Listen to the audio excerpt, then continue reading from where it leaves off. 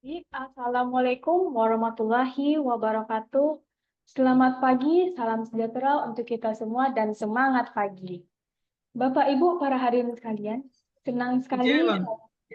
Baby Elvina sebagai moderator pada acara ini Baby Elvina.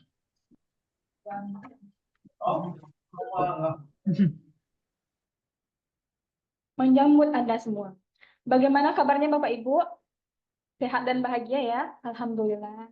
Acara hari ini adalah mengenal PPH Pasal 23 yang diadakan oleh Sabana Consulting. Kami adalah perusahaan profesional independen di bidang hukum, perpajakan, aktuaria, perbankan, likuidator, keuangan, dan akuntansi. Kami merupakan badan hukum berbentuk firma yang terdiri dari profesional di bidangnya. Perusahaan kami siap melayani perusahaan Anda untuk terus berkembang dan siap menghadapi setiap tantangan dan ancaman, dan selaras dengan misi kami adalah menciptakan nilai tambah kepada perusahaan klien kami. Layanan kami berupa lawyer atau legal consultant, liquidator, tax consultant, tax lawyer, bank consultant, finance dan accounting, dan aktuaria. Lawyer atau legal consultant kami berupaya memahami orientasi dan kebutuhan bisnis klien dalam menyusun strategi penyelesaian yang efisien demi menghindari pembengkakan anggaran, litigasi, dan memastikan efektivitas penyelesaian perkara. Pengacara dan konsultan hukum kami memberikan asistensi komprehensif dengan proaktif melakukan asesmen perkara, memaparkan hak dan kewajiban klien, serta menyimpulkan kekuatan dan kelemahan kedudukan klien dalam perkara yang sedang dihadapi. Memungkinkan klien untuk memperoleh mekanisme penyelesaian hukum yang dapat konklusif, baik itu secara litigasi maupun jalur alternatif lainnya. Likuidator kami mewakilkan pemegang saham perseroan yang diangkat oleh rapat umum pemegang saham dalam melaksanakan pembubaran atau likuidasi perseroan, termasuk pengurusan penghapusan nomor pokok wajib pajak dan penghapusan pengukuhan pengusaha kena pajak.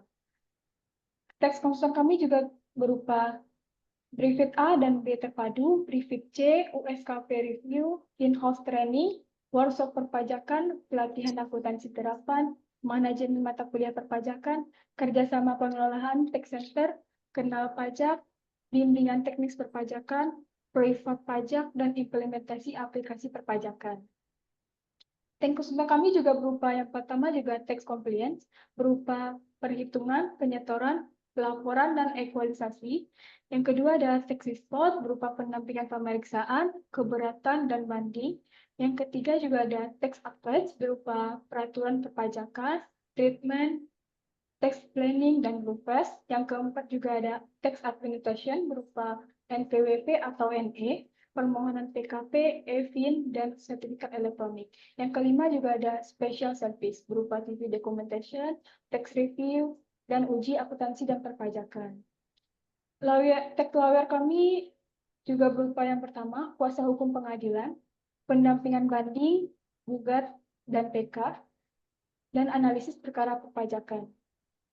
Finance dan accounting kami juga berupa yang pertama ada financial analysis, yang kedua ada in-house training, yang ketiga juga ada pendamping implementasi PSAKEP.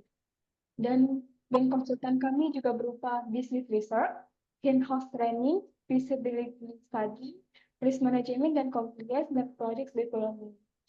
Sekian pemaparan company profile dari Sabana Consulting. Baiklah, pembicara kita sudah hadir bersama kita semua. Untuk sesi pertama, beliau akan menyampaikan materi, dilanjutkan dengan sesi tanya-jawab. Siapkan fokus Anda. Kita sambut pembicara kita, Bapak Adrian Eka Putra. Pada Bapak Adrian Eka Putra, dipersilakan.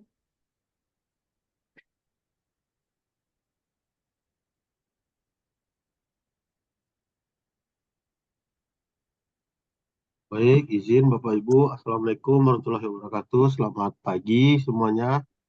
Semoga kita dalam keadaan sehat semua ya Bapak Ibu ya. Izinkan nih Bapak Ibu kita sharing session ya tentang PPH pasal 23 ya Bapak Ibu ya. Sudah munculkah Bapak Ibu, Bu Baby, slide-nya dari saya Bu? Sudah. Baik, pagi ini kita akan sharing session tentang PPH pasal 23 ya Bapak Ibu ya. Nah, PPH pasal 23 ini Bapak Ibu, ini PPH yang remeh-temeh saya bilang.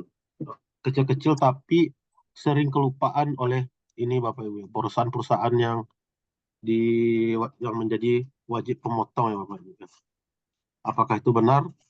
Benar Bapak Ibu.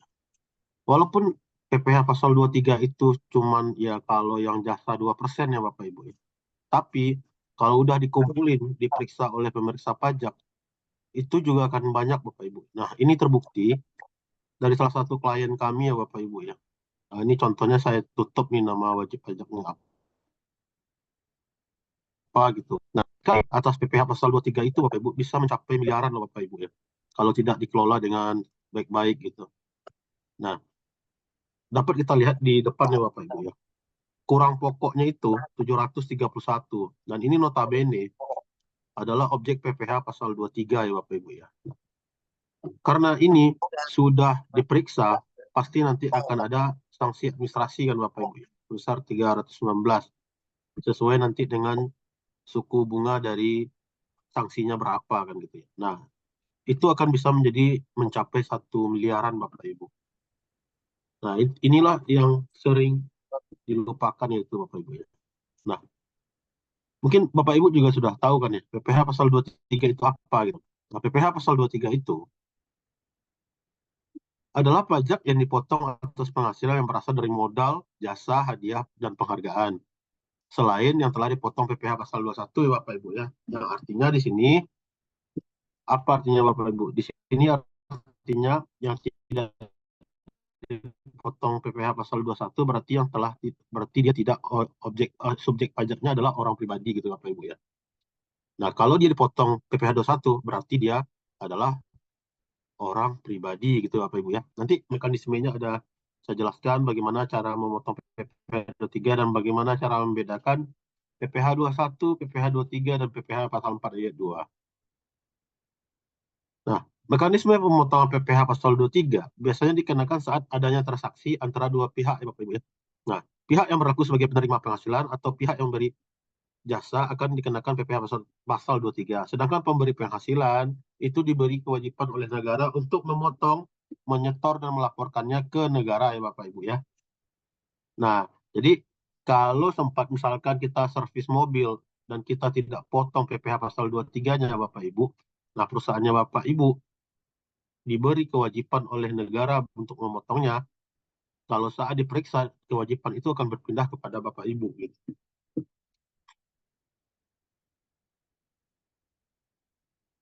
Nah, siapa saja sih subjek-subjek pemotong dari PPH pasal 23, Bapak Ibu? Yang jelas badan pemerintah ya Bapak Ibu ya. Dan juga ada nanti penegasannya mulai Juli bahwa badan pemerintah sudah wajib memotong PPH dan menerbitkan bukti potong ya Bapak Ibu ya.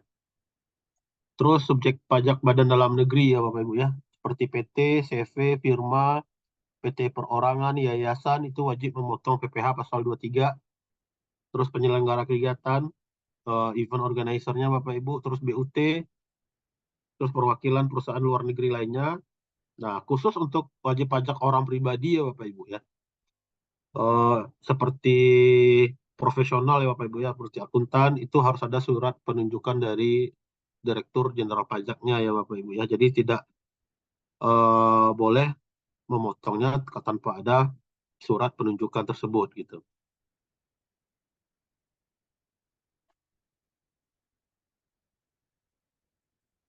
Nah, pihak yang dipotong itu siapa saja Bapak Ibu? Nah, pihak yang kita potong itu bisa jadi dia wajib pajak dalam negeri ya Bapak Ibu ya. Hal ini bisa pribadi atau badan dan bisa juga dia dalam bentuk usaha tetap atau BUT ya Bapak Ibu ya. Nah, sekarang kita masuk ke mindsetnya Bapak Ibu. Penerimaan itu atau penghasilan itu terdiri dari dua ya Bapak Ibu. Active income dan passive income Bapak Ibu. Apa yang kita maksud dengan active income ini ya? Active income ini itu adalah penerima penghasilannya, mereka menerima penghasilan itu mereka bekerja terlebih dahulu ya Bapak Ibu. Berarti mereka aktif dulu gitu. Jadi mereka bekerja dulu baru mendapatkan penghasilan. Nah, beda dengan passive income Bapak Ibu. Passive income itu yang bekerja bukan orangnya Bapak Ibu, tapi modalnya gitu. Contohnya apa?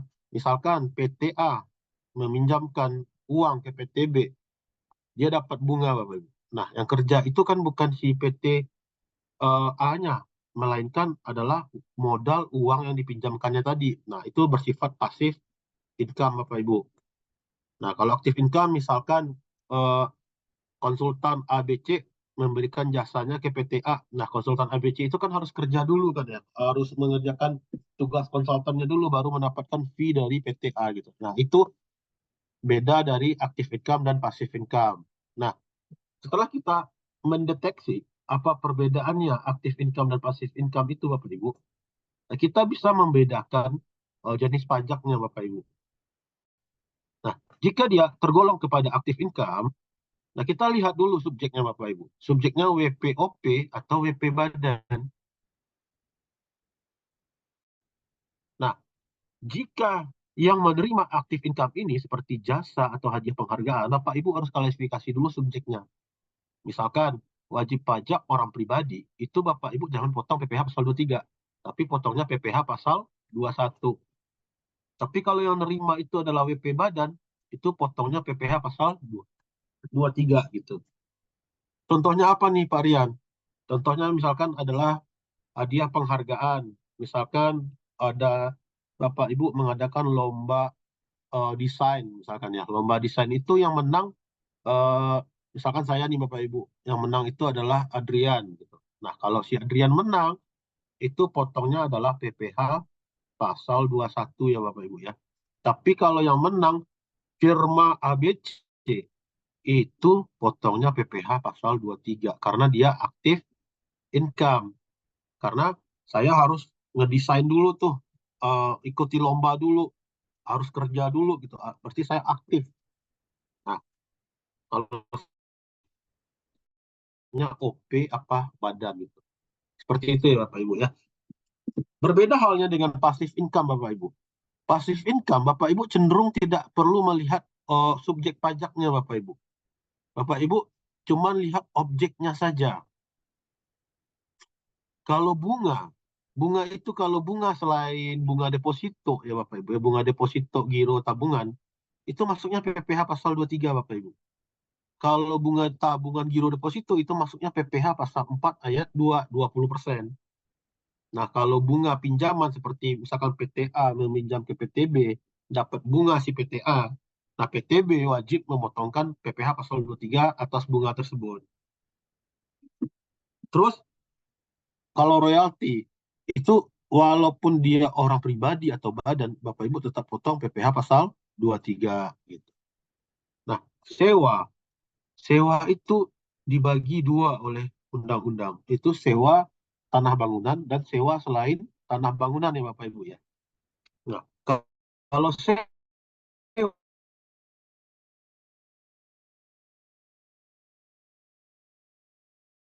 selain tanah bangunan larinya ke PPh pasal 23. Nah, misal sewa kendaraan Bapak Ibu.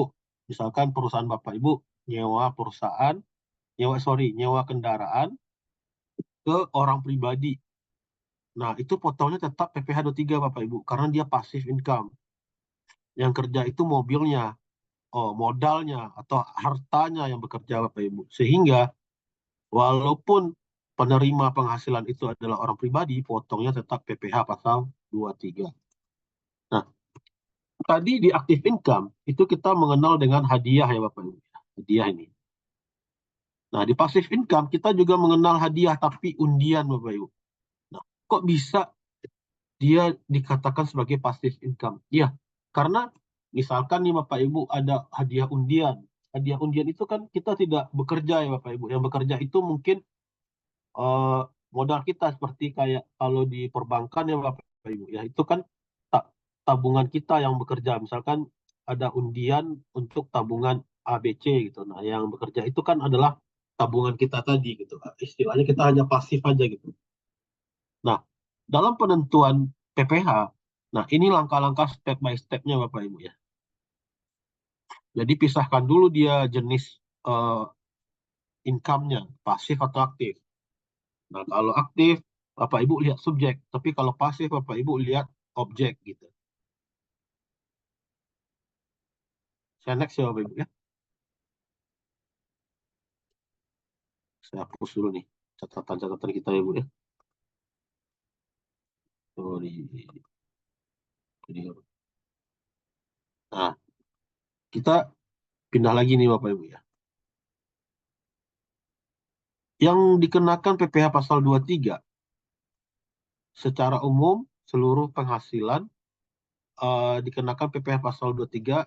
Kalau pasal 23 ini dia positif list Bapak Ibu ya. Apa yang ada di list itu yang dipotong gitu. Nah, kalau dahulu ya sebelum Undang-Undang Cipta Kerja, dividen ini dipotong oleh pemberi dividen atau perusahaan gitu. Nah, sekarang berdasarkan Undang-Undang Cipta Kerja dan sekarang Undang-Undang HPP ya Bapak Ibu ya, dividen tidak lagi dipotong oleh si pemberi dividen.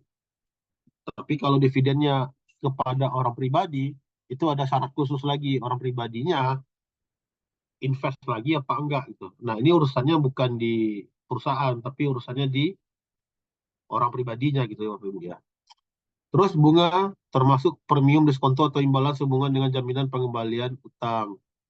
Nah, di sini bunga yang dimaksud adalah bunga selain bunga obligasi, bunga koperasi, dan bunga yang ada di bank ya Bapak Ibu ya. Nah, selain itu dikenakan PPh pasal 23. Terus royalti hadiah ya Bapak Ibu ya. Kalau hadiah ini adalah hadiah yang dilaksanakan oleh suatu event organizer atau oleh penyelenggara sehubungan dengan kegiatan dengan pelaksanaan suatu kegiatan ya Bapak Ibu ya. Jadi harus ada eventnya dulu gitu. Jadi orangnya harus atau badannya harus kerja dulu gitu untuk mencapai achieve-nya gitu. Baru dikasih hadiah gitu Bapak Ibu ya. Terus sewa selain tanah dan bangunan ya Bapak Ibu ya. Kalau selain tanah dan bangunan itu dipotongnya PPh pasal 23. Nah, terus ada lagi tuh Bapak Ibu, ini yang paling banyak ini, imbalan sehubungan dengan jasa teknik, jasa manajemen, jasa konstruksi atau jasa konsultan dan jasa lain. Jasa lain ini ada listnya lagi di PMK 141 ya Bapak Ibu ya. Selain jasa yang telah dipotong sebagaimana dimaksud PPh pasal 21. Nah, ini gambaran umum ya Bapak Ibu ya tentang objek-objek PPh pasal 23.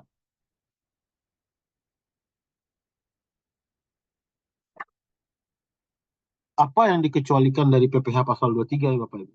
Jika penerimanya bank ya Bapak Ibu. Misalkan tuh eh, pemenang hadiahnya bank gitu. Nah, kalau dia subjeknya bank itu tidak dipotong PPh pasal 23 ya Bapak Ibu ya. Terus sewa itu yang ada hak opsinya Bapak Ibu, itu tidak dipotong PPh pasal 23 juga gitu. Nah, dividen jangan dipotong oleh pemberi dividen. Nanti orang pribadi dia yang kalau dia investasi dia tidak akan dikenakan oleh negara PPh pasal 23 dengan syarat dia memberitahukan kepada negara bahwasanya ini diinvestasikan gitu. Nah, terus bagian laba atau usaha dari perkumpulan, firma, kongsi, CV, dan KIK ya Bapak Ibu, kontrak investasi kolektif itu tidak terutang PPh pasal 23. Terus SAU kepada koperasi itu tidak terutang PPh pasal 23. Terus WP UMKM yang memberikan surat keterangan UMKM itu tidak terutang PPh pasal 23 tetapi terutang PP UMKM sesuai sebagaimana dimaksud dengan PP 23 garing PP 55 ya Bapak Ibu itu sebesar 0,5% ya Bapak Ibu ya. Nah, tapi dengan syarat pada saat penagihan dia menyerahkan suketnya Bapak Ibu ya. Suketnya ini harus Bapak Ibu cek di KSWP atau di ibu potnya secara otomatis kalau dia memang ada suket. Secara otomatis jika kita pilih nanti penghasilan kepada wajib pajak UMKM sesuai dengan PP 55 gitu. Nah, ini akan secara otomatis nanti suketnya akan tervalidasi ya Bapak Ibu ya di e-Bupot. Terus penghasilan ini dibayar atas jasa keuangan yang berfungsi sebagai penyalur pinjaman. Ini kayak PNM gitu Bapak Ibu ya. Kalau tadi bank, kalau sekarang lembaga penyalur pinjaman atau pembiayaan. Contohnya apa, Pak Rian? Itu adalah contohnya PNM ya, Bapak Ibu ya. Nah, ini tadi kita bicara objek, sekarang ke pengecualian Bapak Ibu ya. Nah, konsep PPh pasal 23 itu sebenarnya hanya ini saja Bapak Ibu. Cuman di lapangan itu banyak trik-triknya Bapak Ibu. Kalau untuk PPh pasal 23 ini. Nah, saya langsung skip-skip saja Bapak Ibu ya. Nah, kenapa dividen itu tidak dipotong lagi gitu? Nah, bermula dari Undang-Undang Cipta Kerja ya Bapak Ibu ya. Bermula dari Undang-Undang Cipta Kerja turun ke PMK 18 tahun 2021 ya Bapak Ibu ya. Nah, PP dividen itu sebenarnya tidak terutang lagi Bapak Ibu ya, kecuali untuk dividen yang diterima di dalam negeri oleh orang pribadi dan dividen dari luar negeri dengan persyaratan tertentu ya Bapak Ibu ya. Nah, ini kalau orang pribadi ada syaratnya lagi Bapak Ibu, harus diinvestasikan lagi gitu. Nah, akan tetapi bagi perusahaan yang memberikan dividen di dalam negeri ya, perusahaan dalam negerinya ya Bapak Ibu ya, dividen ini tidak lagi dilakukan pemotongan oleh si pemberi dividen. Nah, bagaimana jika penerima dividennya adalah orang pribadi? Ya, orang pribadinya inilah yang akan melakukan administrasi terkait dividennya tersebut. Nah, apakah dia akan investasi atau tidak investasi? Jika dia tidak investasi, maka dia harus bayar pajak PPh pasal 4 ayat 2-nya sebesar 10% ya, Bapak Ibu ya.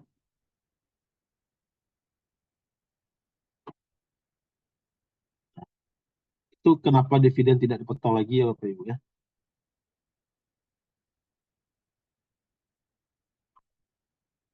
Nah, ini ada jasa ya, Bapak Ibu. Nah, jasa itu ada 3 juga, Bapak Ibu. Jasa yang dikenakan PPh final, jasa konstruksi nih. Ini saya sembari lihat cek tadi nih Bapak Ibu ya.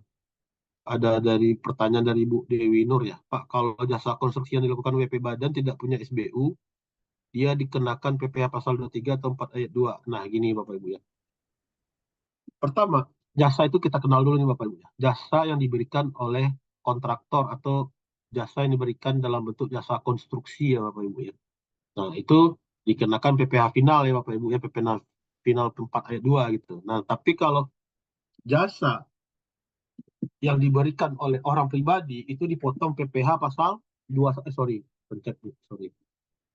PPh pasal 21. Sedangkan jasa yang diberikan oleh WP Badan itu dipotong PPh pasal 23 ya Bapak Ibu ya. Nah, sekarang bagaimana jika yang menyerahkan jasa konstruksi ini dia tidak punya SBU atau istilahnya tanpa kualifikasi ya Bapak Ibu ya. Dia dikenakan PPh 23 atau PPh 4 ayat 2. Nah, begini Bapak Ibu ya. Kalau dari aturan ya Bapak Ibu ya. Kalau jasanya itu adalah jasa konstruksi ya Bapak Ibu. Nah, kalau saya lebih cenderung potongnya PPh final ya Bu Dewi ya. Kenapa? Karena di lapangan ya, kalau saya lebih nyebutnya ke lapangan ya. Kalau di lapangan, teman-teman pajak itu dia suka melihat objeknya terlebih dahulu ya Bapak Ibu. Nah, misalkan kita Bu Dewi kantornya udah ada, terus Bu Dewi mau bangun pos satpam misalkan kan ya. Misalkan kayak gitu kan Bu. Nah, pos satpam ini diserahkan oleh misalkan ABC. PT ABC ini dia nggak punya SBU. Nah, kalau dia nggak punya SBU, nanti kan dia ada yang namanya tarif PPh pasal 4 ayat 2 non apa ya, non kualifikasi ya Bapak Ibu, atau tidak punya kualifikasi apapun gitu. Nah, itu bisa Ibu potong dengan PPh pasal 4 ayat 2 gitu. Nah, misalkan nih yang bikin misalkan Bapak Ibu apa ya, jasa bangunan nih misalkan Bapak Ibu ya. Jasa cat ulang kantor gitu, jasa cat ulang kantor ya Bapak Ibu ya. Jika tukang Bapak Ibu, maksud tukang atau buruh harian lepas yang cat kantor Ibu, itu Bapak Ibu bisa potong PPh pasal 21, bisa jadi itu pasal 21 borongan. Kalau nggak borongan ya Bapak Ibu ya, kalau by jasa itu nanti bisa Bapak Ibu potong kepada bukan pegawai yang mendapatkan fasilitas DPP 50% ya Bapak Ibu ya. Nah, ini bisa Bapak Ibu larikan ke dua ini gitu. Nah, yang tepatnya yang mana gitu. Itu nanti lihat polanya ya Bapak Ibu ya.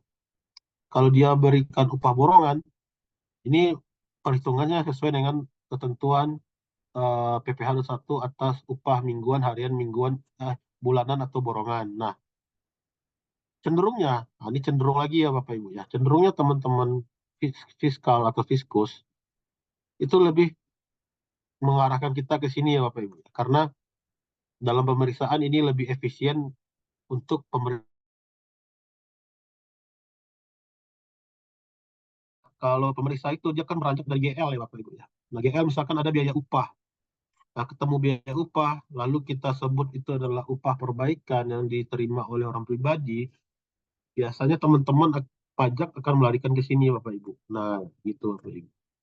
Nah, jika kita menyatakan ini upah borongan, dan kita harus menyiapkan data dan hitungan kenapa kita menggunakan PPh pasal 21 borongan ini ya Bapak Ibu ya. Kalau orang pribadi lebih detail lagi nih Bapak Ibu, ada dua tuh, borongan atau bulanan gitu. Nah, terus kalau PPh pasal 23 bagaimana? Kalau PPh pasal 23 ya single rate. Nah, sebenarnya dia nggak single rate nih Bapak Ibu. Nih NPWP, kalau nggak punya NPWP dia kan naik 100% lagi kan ya, 4%.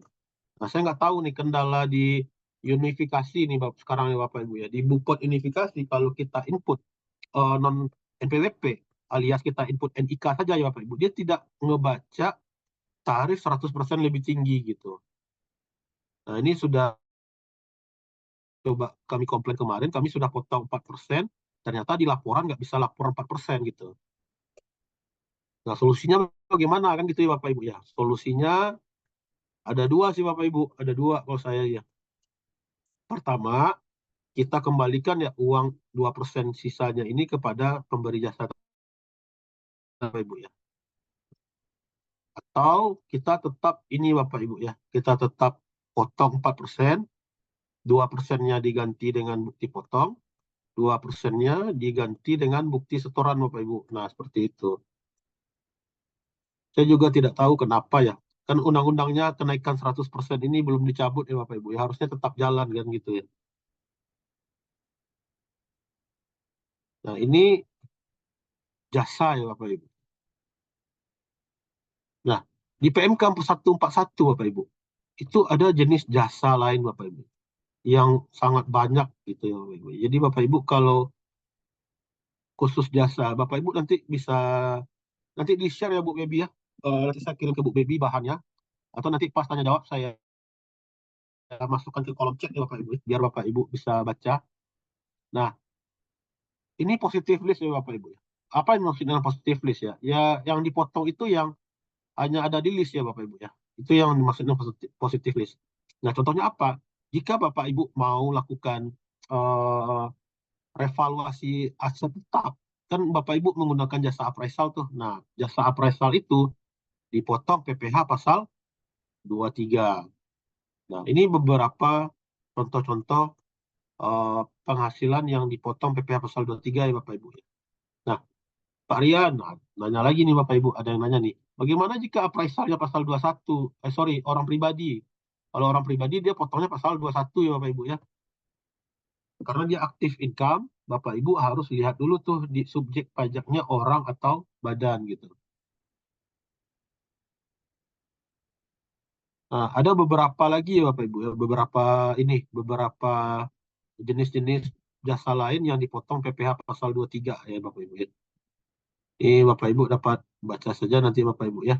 Nah, yang sering lupa itu ya Bapak Ibu, sering lupa itu atau sering misunderstanding ya dengan teman-teman pajak itu yang pertama itu bisa jadi nih Bapak Ibu catering atau tata boga. Sengketanya di mana nih Bapak Ibu? Sengketanya ayo. Nah, saya share ya. Sengketanya di sini Bapak Ibu. Bapak Ibu misalkan ngadain rapat kan ya. Ngadain rapat atau ngadain event atau apapun gitu. Nah, Bapak Ibu kan penyediaan makan dan minuman tuh. Penyediaan makan dan minuman. Nah, penyediaan makan minuman ini sering dipermasalahkan dia usaha catering atau tidak Bapak Ibu. Nah, usaha catering atau tidak Bapak Ibu. Bagaimana cara mengatasinya gitu. Nah, cara mengatasinya kita harus beranjak dari siklus akuntansi ya Bapak. Siklus akuntansi itu dimulai dengan eviden atau bukti ya Bapak Ibu. Singkat eviden nih. Nah, eviden ini harus kita benarkan dulu Bapak Ibu. Maksudnya apa gitu. Kalau eviden ini udah oke, teman-teman pajak biasanya udah oke nih Bapak Ibu. Contoh apa? Bapak Ibu menyediakan makan di tempat atau makan di hidang ya. Nanti bisa Bapak Ibu eh, dalam event tersebut ada penyediaan makan yang dihidang di tempat, tapi penyediaannya adalah rumah makan ya Bapak Ibu ya.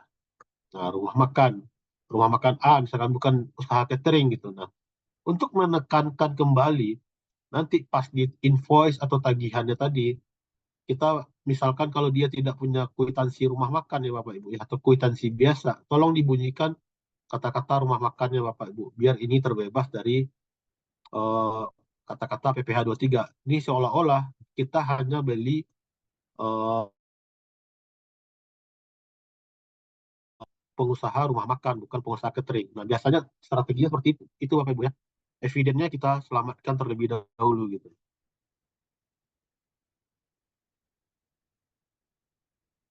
Terus kalau yang lain-lain ini rasanya jarang ya Bapak Ibu ya. Paling pengelolaan parkir ya.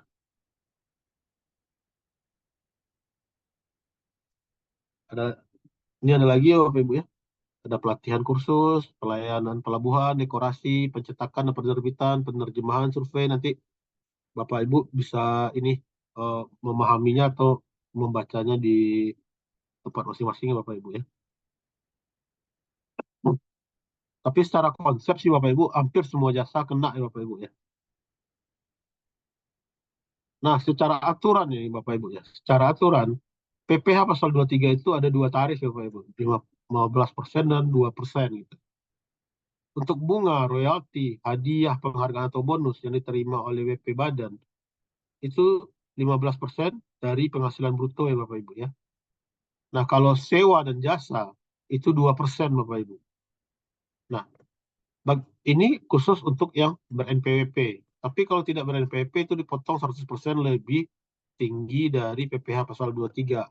Nah, akan tetapi sekarang kendalanya mungkin Bapak Ibu yang udah lapor ya di e-bonifikasi, ini tidak bisa ya di e-bonifikasi yang baru ya Bapak Ibu ya. Dia tidak membaca tarif lebih tinggi 100%. Nah, solusinya apa? Kalau saya di beberapa perusahaan klien saya itu tetap motong seperti ini ya Bapak Ibu ya. Toh ya kita juga nggak bisa menyediakan bukti potong untuk rekanan kita ya Bapak Ibu ya.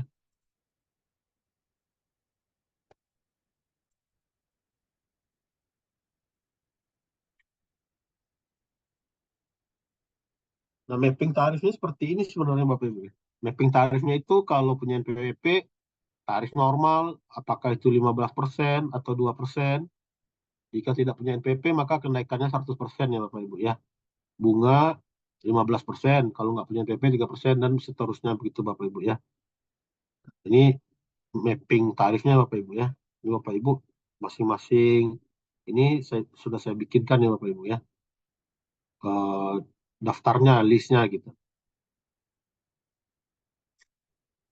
Nah, sekarang kita baca lagi di pasal 23 ini jumlah bruto Bapak Ibu. Jumlah bruto itu apa lagi gitu. Ini maksud dengan jumlah bruto adalah jumlah penghasilan yang dibayarkan atau yang disediakan untuk dibayar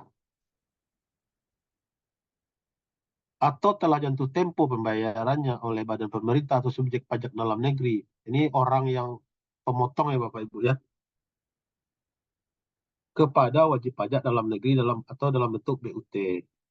Nah, jadi jumlah bruto itu tidak termasuk, nah ini kata-katanya Bapak Ibu ya kuncinya, tidak termasuk pembayaran gaji, upah, honor, tunjangan, atau pembayaran lain imbalan sehubungan dengan pekerjaan yang dilakukan oleh WP penyedia tenaga kerja ahli daya atau outsourcing ya Bapak Ibu ya, berdasarkan dengan pengkontrak dengan pengguna jasa. Nah, cuman ini hati-hati nih Bapak Ibu. Hati-hatinya apa? Pertama, yang perlu kita amankan adalah kontrak ya Bapak Ibu. Di kontrak kita harus bunyi tuh manajemen fee-nya berapa, gajinya berapa. Misalkan kita kerjasama pengadaan security ya Bapak Ibu ya. Nah, gaji security-nya berapa, seragamnya berapa, honor, tunjangan dan lain-lainnya berapa. Dan manajemen fee untuk si perusahaan alih daya tadi berapa. Nah, kita Motong PPh pasal 23-nya cuman dari nanti adalah dari jasa manajemen atau manajemen fee tadi ya Bapak Ibu ya. Dengan syarat di faktur pajak dan invoice Bapak Ibu, dan di invoice-nya itu dirinci ya Bapak Ibu ya. Apa yang harus dirincinya? Gajinya berapa? Seragamnya berapa? Lemburnya berapa? Terus si vendor ini minta manajemen fee berapa? Nah, itu harus jelas di faktur pajaknya Bapak Ibu ya, dan di invoice-nya. Terus pembayaran atas pengadaan pembelian barang. Nih PPh pasal 23 tidak terutang atas pembelian barang. Dia hanya terutang atas pemberian jasa. Nah, syaratnya apa? Invoice-nya juga harus dipisah nih. Contohnya apa gitu? Misalkan Bapak Ibu servis mobil. Kalau servis mobil itu kan mahal ya Bapak Ibu. Misalkan nih, Bapak Ibu ganti oli. Ganti oli itu olinya 400.000. Sedangkan jasanya hanya 20.000. Bapak Ibu ditagih 420.000. Tapi kalau faktur atau invoice-nya tidak dipisah, Bapak Ibu akan motong 2% dari 420 kan itu Bapak Ibu.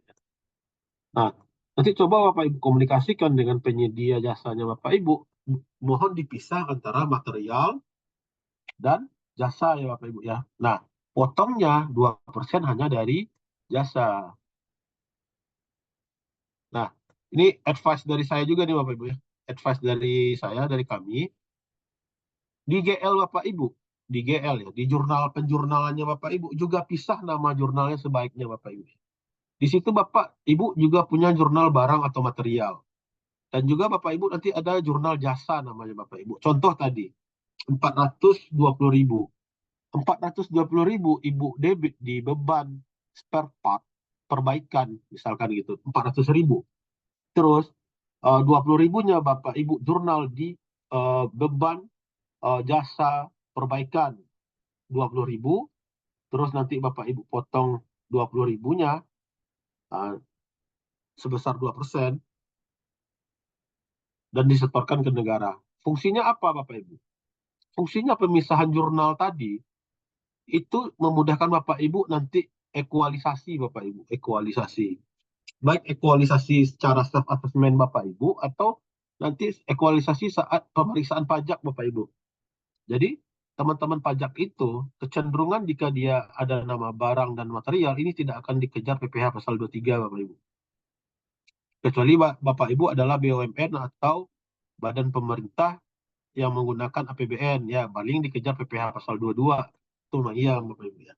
Tapi kalau Bapak Ibu tidak ditunjuk sebagai pemungut PPh pasal 22, teman-teman pajak biasanya akan concern ke pasal 23 saja. Jadi kita arahkan bahwa jurnalnya ada di jasa pemeliharaan atau perbaikan. Jadi sebaiknya Bapak Ibu nambah jurnal satu lagi gitu. Terus pembayaran kepada pihak kedua yang selanjutnya yang dibayarkan kepada pihak ketiga dengan faktur tagihan pihak ketiga disertai dengan perjanjian tertulis.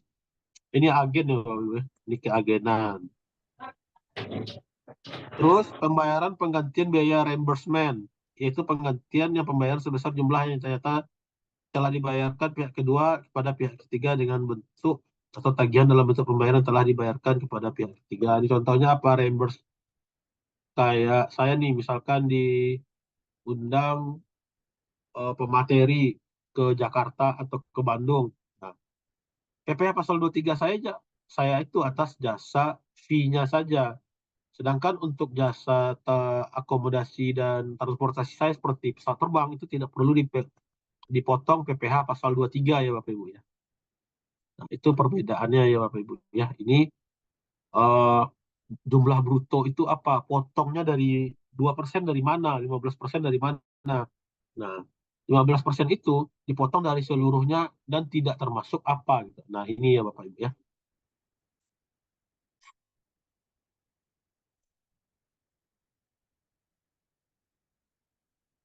Terus juga tidak berlaku apa Bapak Ibu? Jumlah bruto yang tidak berlaku, yang apa tadi, jasa atau material tadi itu jasa catering ya Bapak Ibu ya. Jasa catering itu dipotong dari total Bapak Ibu. Maksudnya total apa? Ya kita kan nggak mungkin ya kalau jasa catering itu ngerinci bahan-bahannya ya Bapak Ibu ya. Kayak bikin rendang ya. seledri berapa, kelapa berapa, kan nggak mungkin ya Bapak Ibu ya. Jadi kalau untuk jasa catering, Bapak Ibu itu potong dari total brutonya berapa gitu ya Bapak Ibu ya. Ini beberapa yang harus kita perhatikan dalam pengelolaan PPh pasal 23 Bapak Ibu. Memang tidak sebanyak ini ya objeknya Bapak Ibu ya. Kalau pasal 21 kalau kita sengketa sama pajak cenderung akan lebih tinggi nilai sengketanya daripada PPh 23. Cuman kalau tidak dikelola dengan baik, PPh 23 ini seperti SKP yang saya sampaikan di depan itu bisa miliaran Bapak Ibu.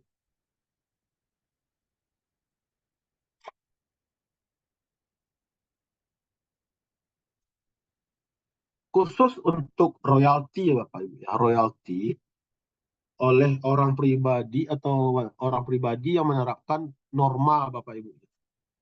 Norma penghasilan neto itu ada ketentuan khusus yang diterbitkan oleh Direktur Jenderal Pajak itu per 1 tahun 2023. Nah, kalau kita bertransaksi terhadap orang pribadi yang kita berikan royalti, tapi dia memberikan surat keterangan penggunaan norma Bapak Ibu. Jadi Bapak Ibu itu brutonya bukan 100% royalti Bapak Ibu, tapi adalah misalkan saya dapat royalti 100 juta ya Bapak Ibu. Nah, harusnya 100 juta kali 15%. Tetapi karena saya menyerahkan surat keterangan norma atau menggunakan norma, Bapak Ibu jangan potongnya 15% kali 100 juta, tapi 15% dikali DPP dulu Bapak Ibu. 40% baru dikali 100 juta. Jadi khusus untuk orang pribadi yang menerima penghasilan royalti ini Bapak Ibu ya. Nah, ini syaratnya apa? Dalam melakukan penagihan, saya wajib melampirkan surat pemberitahuan menggunakan penghasilan neto dalam negeri sehubungan dengan pekerjaan bebas saya ya Bapak Ibu ya. Nah, tadi kita sudah bicara objek, pengecualian objek, sekarang saat terutangnya nih Bapak Ibu. Saat terutang PPh pasal 23 itu ada beberapa ya Bapak Ibu. Pertama yaitu terutang pada akhir bulan dilakukannya pembayaran, disediakan untuk dibayar, atau telah jatuh tempo pembayaran tergantung peristiwa yang terjadi terlebih dahulu. Nah, ini yang perlu sangat ditekankan ini Bapak Ibu ya. Disediakan untuk dibayar. Saat Bapak Ibu sudah mengakrualkan biayanya Bapak Ibu, misalkan tuh beban pemeliharaan. Nah, Bapak Ibu sudah melakukan akru biaya. Nah, akru biaya dalam bahasa pajak itu adalah disediakan untuk dibayar ya Bapak Ibu ya. Nah, kalau disediakan untuk dibayar, Bapak Ibu notabene harus memotong PPh pasal 23 Bapak Ibu. Sehingga nanti permasalahan jika tidak dipotong PPh pasal 23 itu cenderung gini Bapak Ibu. Pemeriksa pajak bisa minta keterlambatan setoran pajak. Itu yang paling gampangnya Bapak Ibu. Tapi kalau biasanya dia akan diarahkan atas koreksi badan fiskal karena tidak motong PPh pasal 23-nya gitu. Terus PPh pasal 23 itu disetor paling lambat tanggal 10 ya Bapak Ibu ya. Bagaimana jika itu hari libur nasional atau hari Sabtu Minggu? Itu mundur ke hari kerja berikutnya. Begitu juga dengan pelaporan. Pelaporan dilaporkan tanggal 20, kalau itu hari libur, itu mundur ke hari kerja berikutnya. Gitu ya Bapak Ibu ya. Nah, itu saat terutang dan saat penyetoran dan pelaporan PPh pasal 23. Nah, dalam PPh pasal 23, saya menyematkan satu materi khusus ya Bapak Ibu. Materi khusus untuk Bapak Ibu yang sering perusahaannya memberikan hadiah atau biaya promosi dalam bentuk hadiah ya Bapak Ibu ya. Ada peraturan khusus di Perdirjen tahun 2015 ya Bapak Ibu. Ini bukan peraturan khusus nih, ini penegasan, lebih ke penegasan ini Bapak Ibu. Di per 11 ini, dia menjelaskan bahwa hadiah itu terdiri dari beberapa hadiah. Pertama ada hadiah undian, terus ada hadiah perlombaan, terus ada hadiah sehubungan dengan kegiatan, terus ada namanya penghargaan Bapak Ibu. Nah, di per 11 ini ada 4 jenis hadiah. Nah, dari 4 jenis hadiah tersebut, ada yang dipotong PPh 21, ada yang dipotong PPh 23, ada yang dipotong PPh 26, ada yang dipotong PPh final 4 ayat 2 gitu Bapak Ibu. Nah, Nanti Bapak Ibu bisa download tuh peraturannya per 11 tadi. Nah, per 11 tadi dia menjelaskan bahwasanya di sini perlu penegasan lagi ya Bapak Ibu. Pemotongan pajak penghasilan tidak berlaku untuk hadiah langsung dalam penjualan barang atau jasa. Sepanjang diberikan kepada semua pembeli atau konsumen tanpa diundi dan hadiah tersebut diterima langsung oleh konsumen pada saat pembelian barang atau jasa. Nah, ini harus hati-hati. Nah, ini tersel salah dikit ini bisa fatal. Contohnya apa nih Bapak Ibu ya? Misalnya ada Bapak Ibu ngadain suatu hadiah promo produk baru misalkan ya. Produk baru. Misalkan produk Bapak Ibu ini adalah apa ya? Produk mobil deh, mobil. Mobil expander, mobil expander aja deh. Kebetulan mobil expander gitu.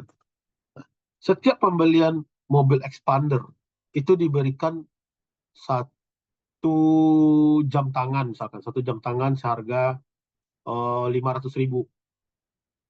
Setiap pembelian expander akan diberikan satu jam tangan senilai 500.000. Nah, jika tidak ada syaratnya Bapak Ibu ya, jika tidak ada syaratnya, maka jam tangan ini tidak dipotong PPh pasal 21 atau 23 atau 26 ya Bapak Ibu ya. Akan tetapi, jika dia ada syaratnya seperti ini Bapak Ibu ya. Misalkan, jika membeli 2 expander, baru dapat ini nih. Nah, dia akan ada persyaratan khusus ya Bapak Ibu. Nah, persyaratan khusus beli 2 baru dapat ini. Gitu Bapak Ibu. Atau jangan expander deh kegedean atau misalkan minuman kaleng deh, minuman kaleng. Beli 1 krat dapat 1 jam ini. Nah, jika ada klausula-klausula khusus ini lebih kepada reward atau penghargaan kepada pemasaran gitu Bapak Ibu ya. Nah, cenderungnya sengketanya seperti itu Bapak Ibu ya. Jadi, walaupun ini nanti ya kita memberikan hal seperti ini, tapi dalam dokumen internal kita itu dapat kita bunyikan bahwa seluruh konsumen kita dapat gitu. Karena di per 11 dinyatakan jelas bahwa jika hadiah tanpa diundi atau ada syarat-syarat tertentu ya Bapak Ibu ya, itu tidak terutang PPh Bapak Ibu. Nah, itu selain di pasal 4, kita juga bisa melihatnya langsung di apa Bapak Ibu? Di lampirannya gitu. Nah, ini seperti yang saya jelaskan tadi ya. Hadiah undian itu kan passive income ya Bapak Ibu ya. Pasti dia pasal 4 ayat 2. Kalau hadiah atau penghargaan perlombaan itu active income. Ini lihat subjeknya dulu. Terus hadiah sehubungan dengan penghargaan. Itu lihat subjeknya dulu. Terus penghargaan atau imbalan, lihat subjeknya dulu karena dia aktif income. Nah, gitu cara lihatnya Bapak Ibu ya. Kita lihat subjek. Jenis penghasilannya dulu. Aktif apa, pasif ya Bapak Ibu.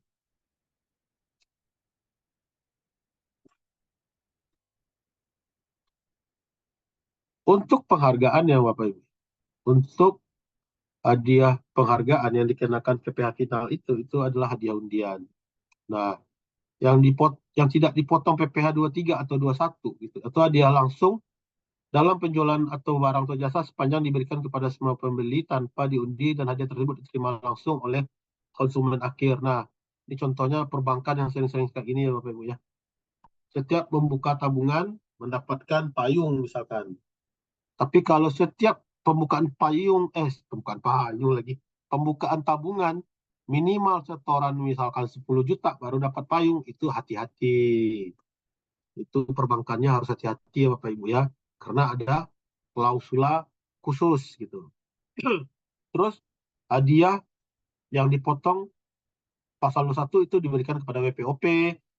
Kalau dia badan itu dipotong PPh pasal 23. Tapi kalau yang menang orang luar negeri itu dipotong PPh pasal 26 ya Bapak Ibu ya. Sebesar 20% atau sebesar tarif P3B-nya.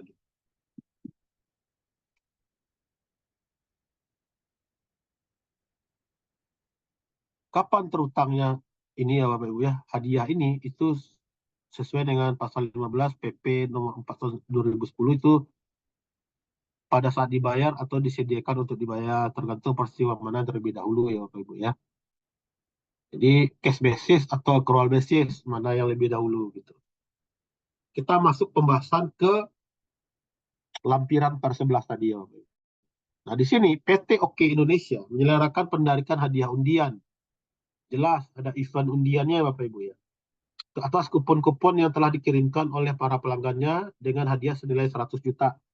Dalam penarikan tersebut, yang menang adalah Donald Odik yang muncul sebagai penerima hadiah. Nah, kita klasifikasi dulu kan tadi Bapak Ibu ya. Hadiah undian ini kan tidak active income kan ya, tapi passive income gitu.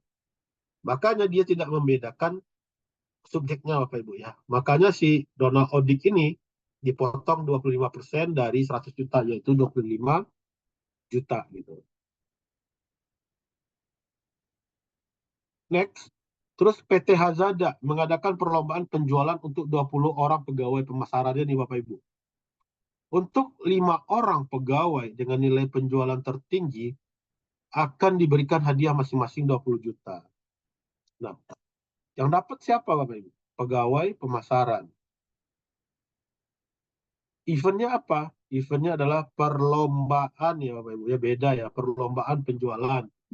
Nah, perhitungan pajaknya itu karena ada event lomba ya Bapak Ibu ya. Dan untuk 20 orang pegawai pemasaran, itu potongnya PPh pasal 21 atas penghargaan ya Bapak Ibu ya. Kalau penghargaan dia tidak dapat DPP 50%. Nah, ada lagi pertanyaan nih, kan dia pegawai Pak Rian. Kenapa nggak dipotong PPh 21 pegawai? Kan ada pertanyaan lagi kayak gitu kan Bapak Ibu ya. Nah, sekarang kita dapat membedakannya Bapak Ibu. PPh pasal 21 itu ada kepada pegawai, kepada bukan pegawai, dan sehubungan dengan perlombaan.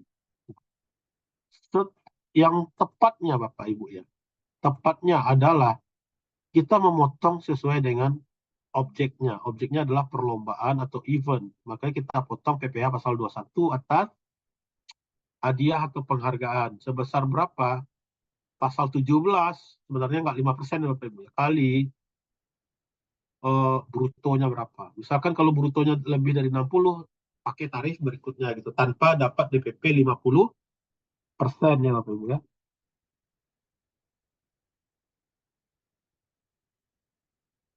Nah ini nih Bapak Ibu. Pemenang pertamanya lomba lari vertikal yang diadakan oleh PT Teguh Putra di gedung milik mereka. Itu yang menang adalah Indrajit Tarigo, seorang warga negara India ya Bapak Ibu ya. Hadiahnya 250 juta nih.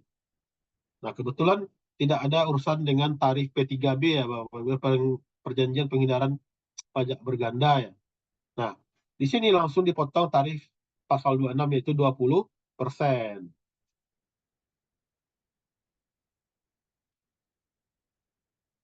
Nah, PT Nasnet mengadakan lomba Bapak Ibu ya, lomba desain produk gitu. Nah, untuk mendesain mobil promosi. Nah, PT Nasnet ini yang menang itu adalah desainnya adalah firma Ilusi Semesta sebesar 800 juta. Nah, kita di tag lagi tuh. Berarti dia aktif income. Yang menang badan. Berarti kita potong pasal 23 15%. Nah, gitu di tagnya Bapak Ibu ya. Kalau ada case-case di lapangan, dia aktif apa pasif? Kalau aktif, lihat subjeknya. Tapi kalau pasif, lihat objeknya. Nah, ini khusus untuk perbankan nih Bapak Ibu. Nah, khusus perbankan, PT Banker Indonesia memberikan hadiah kepada nasabah yang menabung di tempat mereka untuk semua penabung nih, diberikan hadiah novel senilai 200.000. Sedangkan untuk penabung dengan jumlah tertentu dengan jangka waktu tertentu tidak akan diambil, diberikan alat pemutar musik dengan harga 5 juta.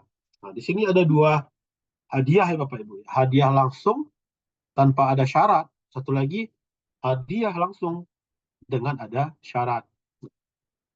Untuk novel itu tidak terutang PPh ya Bapak Ibu. Karena diberikan kepada nasabah tanpa ada syarat apapun ya Bapak Ibu, dan diterima langsung oleh konsumen akhir gitu dalam pembelian jasa pada saat pembukaan tabungan baru. Nah, misalkan dia nasabah membuka tabungan baru, berapapun kita kasih payung, kita kasih jam dinding gitu, itu tidak terutang PPh. Akan tetapi kebijakannya seperti ini Bapak Ibu, untuk yang nabung minimal 10 juta dan tidak ditarik selama 3 bulan misalkan gitu Bapak Ibu ya. Bapak Ibu kasih gitar misalkan tuh. Nah, gitarnya itu harganya 5 juta. Bapak Ibu harus potong PPh pasal 4 ayat 2 sebesar 20%. Nah, kenapa kok PPh pasal 4 ayat 2 20%? Karena itu dianggap oleh pajak adalah bunga yang dibayarkan di depan Bapak Ibu. Jadi Bapak Ibu harus potong PPh pasal 4 ayat 2 gitu. Nah, itu ini harus hati-hati dalam memberikan hadiah ya Bapak Ibu ya.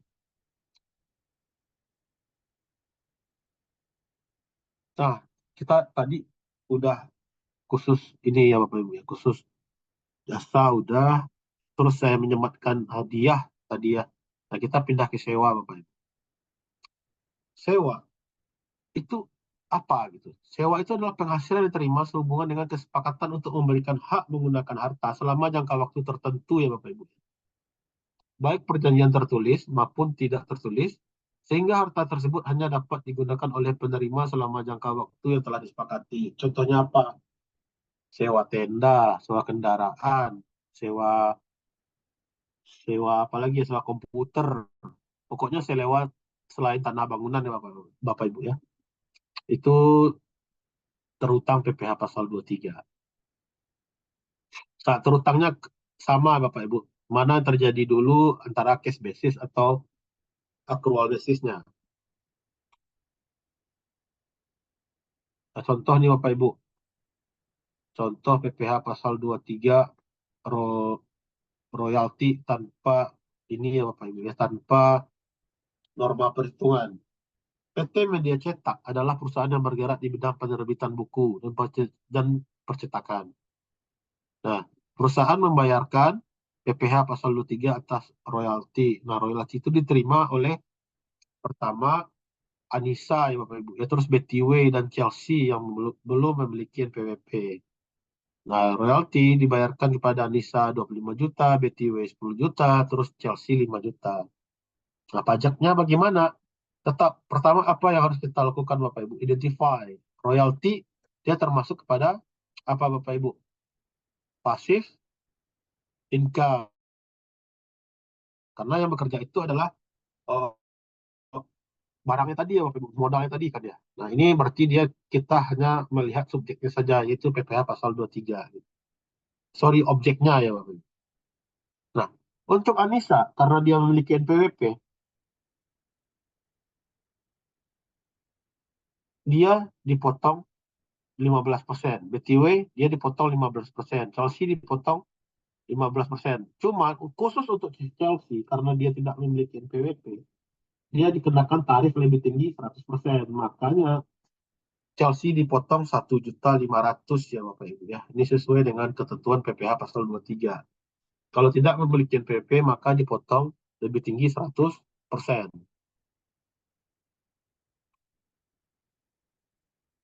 Nah, ini untuk PPh pasal 23 atas bank nih. PTA melakukan pembayaran bunga pinjaman kepada Bank BNI 46 nih dengan NPWP sekian-sekian untuk bulan September sebesar 1.500.000. Nah, khusus untuk bunga pinjaman, ini tidak dipotong PPh pasal 23 atau PPh lain-lainnya Bapak Ibu ya, karena perbankan dikecualikan dalam pemotongan PPh pasal 23 atas bunga ya Bapak Ibu ya. Jadi kalau yang nerimanya bank atau lembaga penyalur pinjaman itu tidak dipotong PPh pasal 23 kreditnya Bapak Ibu ya, bunga kreditnya gitu. Nah, ini contoh untuk hadiah penghargaan lagi Bapak Ibu ya. Nah, dalam rangka ulang tahun, perusahaan PT Jehan menyelenggarakan kegiatan dengan memberikan hadiah dan penghargaan kepada para pesertanya sebesar 1 juta nih Bapak Ibu ya. 10 juta ya, mohon maaf 10 juta. Terus penerima hadiahnya adalah band Sani misalkan namanya. Band Sani itu tidak memiliki NPWP. band itu adalah terdiri dari sekelompok orang ya Bapak Ibu. Nah, pertama kita identify dulu nih, ini hadiahnya atas penghargaan apa? Penghargaan kepada para peserta turnamen atau eventnya ya, event ulang tahun tadi ya Bapak Ibu ya. Nah, berarti active income. Kita lihat lagi nih, kenapa kok dipotong 15%? Nah, dia adalah band band band sani, walaupun secara secara apa ya Bapak Ibu ya, secara undang-undang pajak band ini tidak termasuk dalam bentuk badan, tapi dia terdiri dari beberapa orang ya Bapak Ibu ya. Nah, di sini cenderung lebih dipotong PPh pasal 23 ya Bapak Ibu ya, 15%. Nah, kalau di lapangan bagaimana Pak Rian? Nah, kalau di lapangan itu bisa saja dipotong PPh pasal 21 ya Bapak Ibu ya. Yang dipotong itu mungkin bisa jadi adalah manajernya gitu, atau apa namanya? Ya manajer namanya Bapak Ibu ya. Tapi kalau lebih cenderungnya enaknya dipotong PPh pasal 23 ya Bapak Ibu. Karena band itu terdiri dari beberapa sekelompok orang gitu. Nah, ini untuk khusus jasa catering ya Bapak Ibu ya. Kalau untuk khusus jasa catering, memberi misalkan nih jasa catering kepada Eptemik Padang itu sebesar 25 juta. 25 juta berapakah PPh pasal 23-nya? Ya, ya udah Bapak Ibu ya. PPh pasal 23 itu ya 2% dari bruto gitu Bapak Ibu ya. Dari bruto gitu. Nah, khusus untuk penyedia tenaga kerja Bapak Ibu, jika ilustrasinya PT AWA punya NPWP bergerak di bidang jasa penyedia tenaga kerja, perikatan kerjasama di Rumah Sakit Padang sebesar 100 juta di dalam kontrak dirinci nih Bapak Ibu, yakni dana 75 juta untuk gaji, 15 juta untuk perlengkapan kerja, 10 juta untuk fee dari PT AWA, maka kalau dirinci Bapak Ibu PPh pasal 23-nya dari fee saja yaitu 10 juta. Tapi kalau tidak dirinci bagaimana? Ya 2% dari 100 juta dari total jadinya Bapak Ibu ya. Nah, sebelum tanya jawab ya Bapak Ibu ya, kita masuk study case dulu ya Bapak Ibu ya. Nah, study case nih. Ini coba-coba kita jawab bersama ya Bapak Ibu. PTA atau Bank A mengadakan sayembara merancang logo produk tabungannya nih dengan hadiah 50 juta. Berapakah PPh pasal 23 yang harus dipotong nih Bapak Ibu? Jika yang menangnya Ibu Raisya tidak memiliki NPWP, terus pemenangnya konsultan desain. Nah, kita di tag lagi ya Bapak Ibu ya. Ini kan sayembara ya. Sayembara itu kan active income ya Bapak Ibu. Nah, kalau pemenangnya Ibu Raisya ini kan orang pribadi ya, berarti dia dipotong 21, bukan 23 ya Bapak Ibu ya. Tapi kalau pemenangnya konsultan desain PT Sehat Selalu, ini potongnya 23 gitu Bapak Ibu ya. Tarifnya silakan Bapak Ibu cermati ya Bapak Ibu ya. Kalau untuk kasus kedua, PTA menyewa kendaraan operasional, PT Trek tidak memiliki dan tidak menyerahkan SKB dengan total tagihan 2.200.000 termasuk PPN dan memiliki NPWP dan berstatus PKP. Nah, pajak apa yang harus dipotong oleh PTA Bapak Ibu? Nah, tadi dia sewa Bapak Ibu ya. Berarti kalau sewa dia merupakan passive income. Nah, Bapak Ibu cuma lihat dia objeknya apa. Sewa selain tanah bangunan berarti potong 23. Nah, soal seperti ini sering keluar atau muncul di ujian sertifikasi konsultan pajak nih Bapak Ibu. Nah, saya buka Excel sebentar ya Bapak Ibu.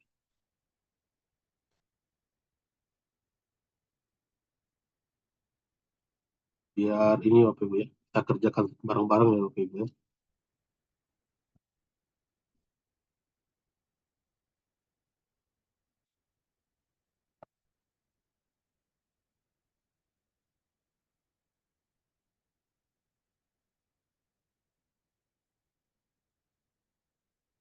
Tadi berapa sewanya Bapak Ibu? Sewa, sewa. Muncul kan Excelnya Bapak Ibu ya. sewa itu tadi 2.200.000 ya Bapak Ibu. 2.200.000. Nah, tapi di soal itu ini termasuk PPN loh Bapak Ibu. Termasuk PPN. Sorry, PPN. Maka untuk menghitung PPh pasal 23-nya Bapak Ibu harus misah dulu tuh. Berapa DPP, berapa PPN kan itu Bapak Ibu ya. Ini DPP-nya berapa, PPN-nya berapa kan gitu ya Bapak Ibu ya. Nah, caranya bagaimana? Ini kali 100% dibagi 111% kan gitu Bapak Ibu ya. Ini kali 11%. Dan jumlahnya ini harus sama dengan ini gitu Bapak Ibu ya. Nah, kenapa rumusnya seperti ini Bapak Ibu? Kalau untuk mencari DPP, itu rumusnya adalah bruto dikali dengan 100% dibagi dengan 100% ditambah tarif PPN Bapak Ibu. Nah, inilah yang harus Bapak Ibu kali tarif PPh pasal 23. 2%. Sorry, 2%. Nah, 39.640. Bukan dari yang 2.200.000 ya Bapak Ibu ya. Nah, ini kan salah nih. Nah, harusnya kita pisahkan dulu ya Bapak Ibu ya. Ini untuk jawab soal sertifikasi aja. Biasanya sertifikasi soalnya memang kayak gini Bapak Ibu ya. Soalnya agak-agak dipelintir-pelintir dikit sama panitianya gitu.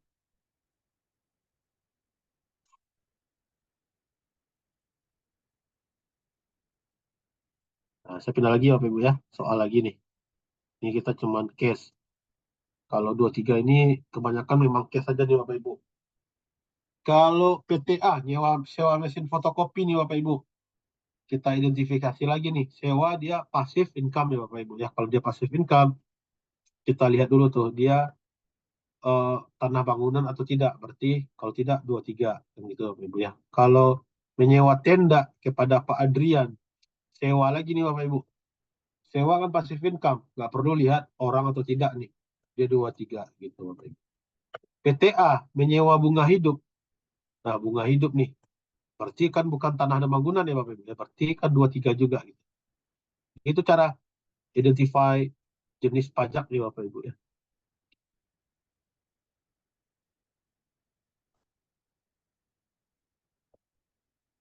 Nah, ini sejalan dengan contoh tadi ya Bapak Ibu ya. Kalau bisa dirinci Bapak Ibu, maka dipotong dari PPh pasal 23 sebesar 4.500.000 atau sebesar dari fee-nya saja ya Bapak Ibu ya. Kalau dirinci di faktur pajak atau tagihannya.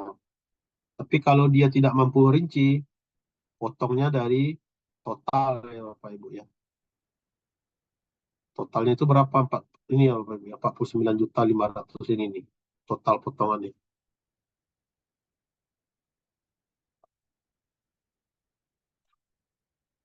Terus iklan di Radio Damai itu kalau iklan kan eh, aktif ya Bapak Ibu ya. Mereka bekerja. Nah, yang menang siapa yang menerimanya adalah Radio Damai. Nah, kalau radio cenderungnya kan 23 ya Bapak Ibu ya, karena bentuk badan hukum, ada PT atau CV gitu ya. Nah, PTA dalam rangka mempromosikan kegiatan CSR-nya, dia pasang iklan. Nah, sama di atas ya Bapak Ibu ya. Koran Singgalang pasti ada badan hukumnya gitu. Terus perbaikan komputer di CV Ernest. Atas perbaikan tersebut, CV Ernest merinci nih Bapak Ibu, spare part 800, perbaikan 500. Kita potongnya apa Bapak Ibu? CV. Nah, ini salah nih Bapak Ibu. CV Ernest penerimanya adalah badan hukum, berarti PPh 23. Nah, PPh 23-nya dari apa? Dari jasa ya Bapak Ibu ya, kalau dirinci. Nah, jasanya adalah sebesar 500.000 gitu.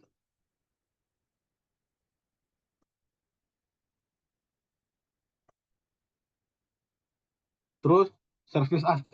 Servis AC paling ini sering ya Bapak Ibu ya, perusahaannya Bapak Ibu ya. Kalau servis AC itu kalau yang nyerahinnya orang pribadi itu pasal 21.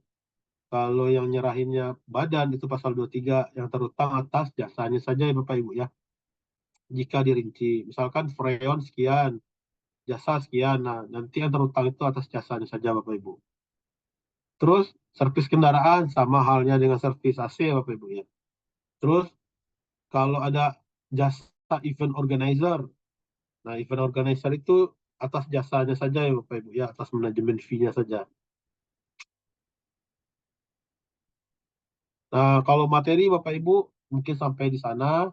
Kita lanjutkan eh, Q&A ya Bapak Ibu, question and answer, tanya jawab, atau mungkin ada yang mau konsultasi terkait PPH pasal 23 atau mungkin ada selain materi, boleh ya Bapak Ibu ya. Nah, sebelum saya tutup, saya ingin menyampaikan nih programnya Bu Baby nih Bapak Ibu ya. Nah, programnya Bu Baby next-nya itu tanggal 10 Juli ya Bu ya. Tanggal 10 Juli itu kita ada workshop online lagi ya Bapak Ibu ya. Teknik menghadapi sengketa PPH Badan Khusus Perbankan sih Bapak Ibu ya. Seperti SP2DK, pemeriksaan, gugatan, dan banding. Nah, ini sebenarnya tidak workshop ini lebih ke sharing session saya yang mewakili salah satu tempat saya bekerja atau klien saya. Itu waktu itu kami terutang 131 M Bapak Ibu, 131 M. Terus kita mengajukan diri untuk keberatan ditolak total 100%. Kita ngajuin banding, di banding kita diakui LB sama pengadilan pajak Bapak Ibu. Jadi teman-teman pajak mengembalikan 8 miliar ke tempat saya bekerja atau klien saya bekerja gitu Bang. Silakan Bu Baby kalau ada pertanyaan jawab Bu Baby. Nah, saya langsung aja ya. Ini di chat ada nih Bu. Baik, terima kasih Bapak Adrian. Berikutnya pada sesi ketiga ini, saya akan membuka kesempatan untuk audiens yang ingin bertanya, diharapkan untuk memperkenalkan diri terlebih dahulu dan raise hand. Kepada audiens, persilakan yang ingin bertanya.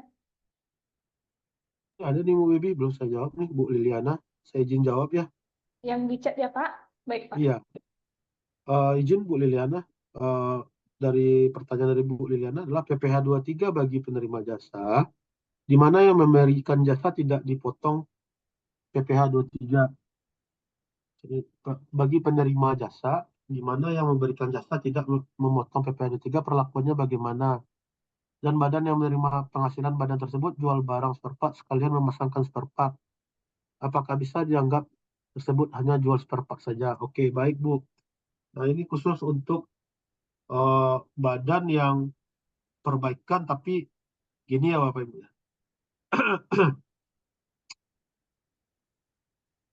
Cara jawabnya saya kembalikan lagi ke eviden ya Bapak Ibu. Nah, eviden.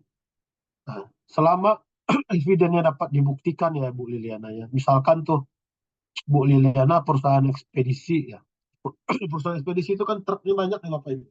Nah, kalau biasanya kalau perusahaan kargo atau perusahaan ekspedisi itu kita anggaplah drivernya itu bisa melakukan perbaikan sendiri mobilnya, kita anggap seperti itu ya Bapak Ibu ya. Cuma pas servis besar Bu Liliana lupa motong PPh 23. Harusnya kan kalau ada servis apalagi ada jasanya ya Bu Liliana itu kan harus dipotong PPh pasal 23. Nah, bagaimana jika tidak dipotong ya kewajibannya akan dialihkan oleh negara saat pemeriksaan nanti ke perusahaannya Bu Liliana gitu. Nah, terkait dengan badan yang menjual spare part tapi tidak ada jasanya Bapak Ibu ya, itu evidennya atau bukti pembukuan atau nota atau fakturnya itu harus perkuat ya Bapak Ibu ya. Misalkan tagihannya 100 juta. 100 juta itu rinciannya apa aja Bu Liliana? Misalkan busi sekian, oli sekian. Terus apa ya, spare part mobil ini saya kurang tahu nih. Saya tahunya busi, spare. Pokoknya spare part-nya itu ada rinciannya Bu Liliana ya.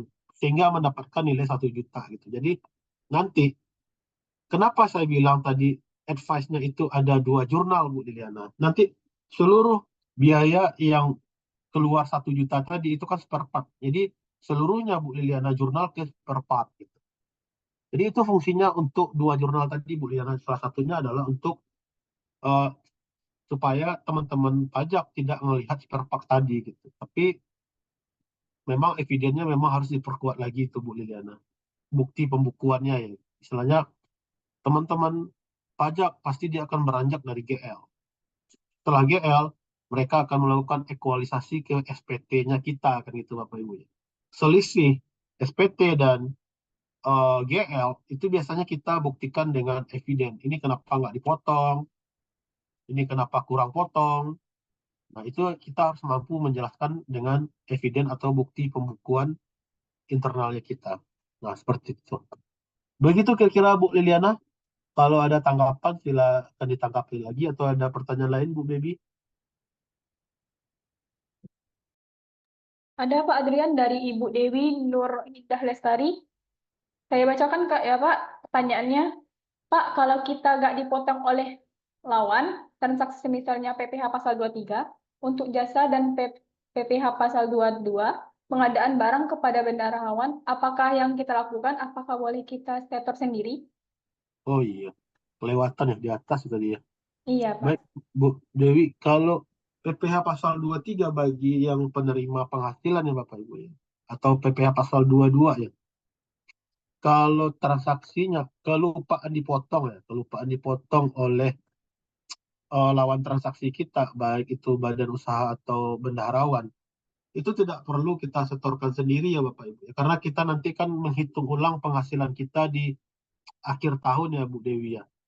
Nah, nanti PPh pasal 23 bukti potong itu kan berfungsi sebagai kredit pajak ya. Nah, sehingga pas akhir tahun jika tidak dipotong oleh vendor atau lawan transaksi kita ya Bapak Ibu ya, itu tidak apa-apa. Itu nanti kita hitung di PPh badan kita ya Bapak Ibu. Toh dalam perhitungan tersebut kredit pajaknya Bu Dewi jadi nggak ada gitu. Jadi misalkan tuh terutang pajaknya Bu Dewi 100 juta, tapi 100 juta ini nggak dipotong oleh lawan transaksi, ya udah 100 juta gitu terutangnya Bu Dewi. Tapi kalau teman-teman lawan transaksi kita itu motong PPh pasal 23, kan 100 juta dikurang dengan yang telah dipotong kan gitu ya. Mekanisme dalam perhitungan PPh badan atau PPh orang pribadi kan gitu ya Bapak Ibu ya.